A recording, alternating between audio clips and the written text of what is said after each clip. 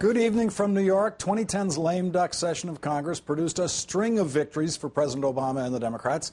But now that the holidays are over and a new eager freshman class of Tea Party Republicans in Congress is ready to roll back as many of President Obama's signature reforms as possible, their number one target is the new health care law. Republicans have already scheduled a vote to repeal it on January 12th in the House. Democrats in the Senate tried to reason with Speaker-elect John Boehner in a letter. They released the letter to the press today, thereby assuring that Boehner won't take it at all seriously. The letter tells him what he already knows. If House Republicans move forward with a repeal of the health care law that threatens consumer benefits like the donut hole fix, we will block it in the Senate. This proposal deserves a chance to work. It is too important to be treated as collateral damage in a partisan mission to repeal health care. New York Democratic Congressman Joe Crowley tried to trap would-be health care repealers last November by daring them to reject the government-run Congressional health care plan for their families in a letter co-signed by 3 other House Democrats. You cannot enroll in the very kind of coverage that you want for yourselves and then turn around and deny it to Americans who don't happen to be members of Congress. Illinois freshman Republican Joe Walsh has risen to Crowley's challenge over his wife's objection. She has a pre-existing medical condition and will be forced to find a new plan in the open market. Walsh also plans to cut Social Security and Medicare and will vote against raising the debt ceiling. He told the New York Times recently, quote, "I'm going to D.C. absolutely prepared to lose in 2 years. Nothing, but nothing, makes a member of Congress more dangerous than a willingness to lose re-election." Joining me now are the two Joes, Republican Congressman-elect Joe Walsh and Democratic Congressman Joe Crowley. Congressman-elect Walsh, tell me about this conversation you must have had with your wife about you're going to reject the Congressional health care plan on your principle of opposing government-run health care, but your wife has a pre-existing condition and could really use that plan. Good to be here, Lawrence. Actually, I made this pledge to reject the Congressional health care and the retirement benefits back in January when Congress was attempting to exempt themselves from the impact, from the effects of Obamacare. It's something I believe in. It's something I've believed in a year. I think we were sent here to be different.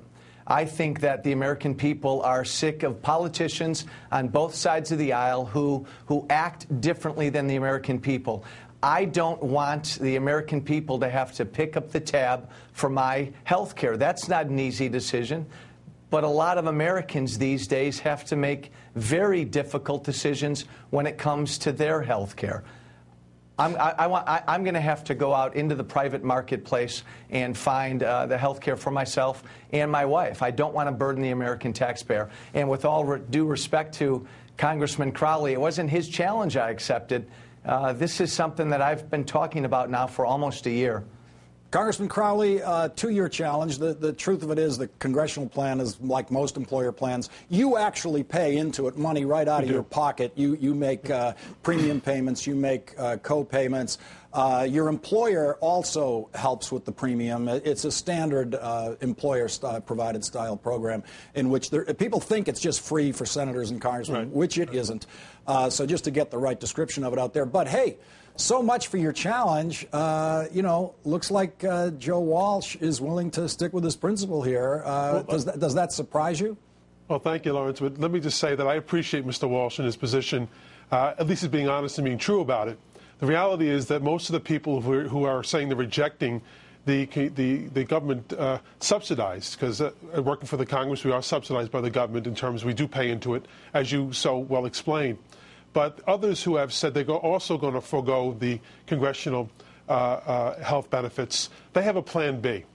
One is a retired Air Force colonel. He's going to have the Veterans Administration administer his health care. One is a former and retired state legislator. He's going to have state benefits. Others are independently wealthy. I don't know what Mr. Walsh's situation is, But I can say to you that what this really is about is not about individuals and their health care coverage. It is about a message to the American people. Who stands with them and who doesn't?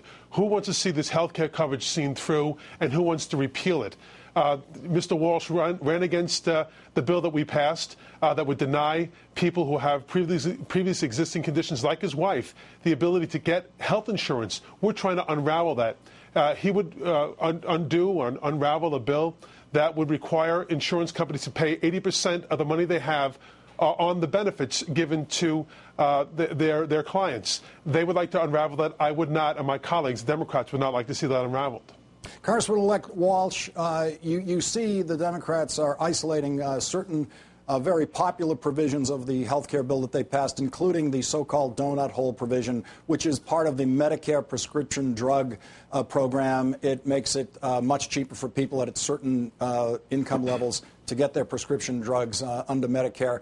That's the kind of thing that the Democrats think Republicans are going to be afraid to repeal. And so you will all stand accused of voting to repeal that item, along with many others, if you vote to repeal the entire bill. It sounds like you're willing to cast that vote, but do you think the majority of your Republicans in the House are willing to cast that vote with you? Lawrence, I really do. In speaking for my freshman class, look, I think we all realize we were sent to Washington in many cases on repeal. It's an issue I talked about every day in my campaign. We would hold health care town halls almost on a weekly basis. I think the polls clearly support repeal. I can tell you anecdotally in my district, my small businesses in my district are scared to death of the cost of Obamacare. Seniors have real concerns about the Medicare cuts that are in this bill. Look, the proof's in the pudding. We were sent here to repeal Obamacare. We believe the American people are behind us, and it's our mission. We would disappoint the folks that sent us here if we didn't work really steadfastly to do that. Joe Crowley, this vote on January 12th is probably a vote that you Democrats are looking forward to. You're going to get a lot of Republicans recorded as voting against the Obama health care bill, and that may overall create a good impression for some Republican-based voters out there, but it does include, as the donut hole provision shows, some very specific, very popular items that you guys are going to be able to run 30-second commercials on in the next election saying, you know, this congressman voted against this, he voted against that. It looks like you guys are welcoming this vote on January 12th, aren't you? Well, you know, it's going to sound crazy. I think this is not about the politics. This is about the people. This is about something that's going to help people today who cannot afford their own insurance. I find it mind-boggling, Lawrence, that this is the first issue that they want to go after. They want to take away something that we've given to the American people, or an opportunity for the American people to afford health care insurance. What about the economy? What about jobs? That's what this election was about. We got it. Democrats got it. We lost the House because we didn't get it initially. We didn't hear it clear enough. People want us to address the issue of the economy and jobs. They don't want us to take away benefits that we have now provided for the American people. Joe Walsh, before you go, you're talking about planning on living in your office in Washington, D.C. You're going to be paid $175,000. Is that, with that income, can you not afford a place to live in Washington? Now, you know, Lawrence, again, it's important to me to live in my office. Look, I think, for better or for worse, and I think for better, there's a real change of culture coming to Washington. The American people are sick and tired of politicians who look and sound different than they do and don't understand their interests. I'm going to sleep in my office. I'm going to be home all the time listening to my constituents. And, you know, when we talk about jobs, look, small business isn't hiring people right now because of the uncertainty in the climate. And one of the big reasons there's such uncertainty is because of the future cost of Obamacare. Joe Walsh, how many people back in your district are sleeping in their offices? Do you think that's going to get you somehow closer to their experience? Government subsidy. I live at home. I don't live in Washington. All right, the two Joes. We're going to have to leave it there. I feel like I'm back in my old Boston neighborhood. I had an elementary school classmate named Joe Crowley, and I don't know how many Joe Walshes I knew.